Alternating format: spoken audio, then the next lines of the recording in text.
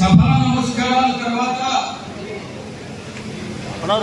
నాకు గురువుతో సమానమైనటువంటి గురుతుల్యులు నాకు ఇంత పెద్ద ఎత్తున బలాన్నిచ్చి ఆదరించి నన్ను కందుకూరు నియోజకవర్గానికి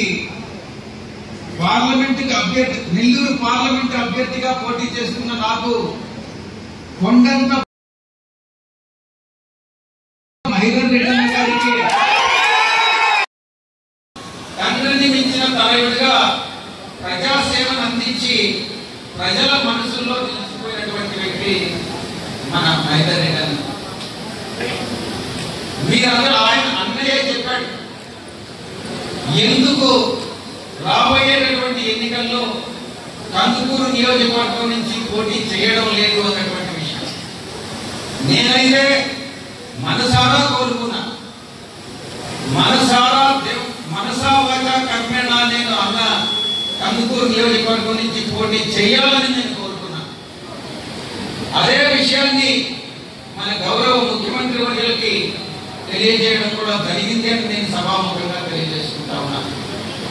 కానీ సోషల్ ఇంజనీరింగ్ అంటే మన సామాజిక సమన్యాయం అన్నటువంటి సిద్ధాంతాన్ని నమ్మినటువంటి మన పార్టీ గౌరవ ముఖ్యమంత్రి వర్యులు ఈ యొక్క స్థానాన్ని బీసీ సామాజిక వర్గానికి చెందిన వాళ్ళకి ఇవ్వాలన్నటువంటి నిర్ణయం మేరకు అన్నగారికి కాకుండా మధుసూదన్ యాదవ్కి ఇవ్వడం జరిగింది.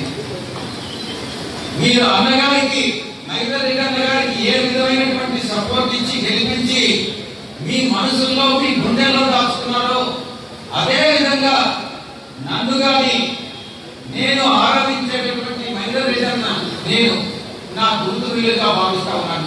అదే విధంగా మధుసూదన్ యాదవ్ కూడా అన్నని గురుతుల్యులుగా భావిస్తారు. అన్న చెప్పిన మాటే మహేందర్ రెడ్డి అన్న చెప్పిన మాటే వేదవాక్కుగా భావించి అదే ప్రజావాణిగా భావించి భవిష్యత్తులో మేము ఎన్నికైనప్పటికీ కూడా మా మార్గదర్శకుడిగా ఆయన మాటే సదా పాటిస్తామని మీకు సభాముఖంగా నేను తెలియజేస్తున్నాను.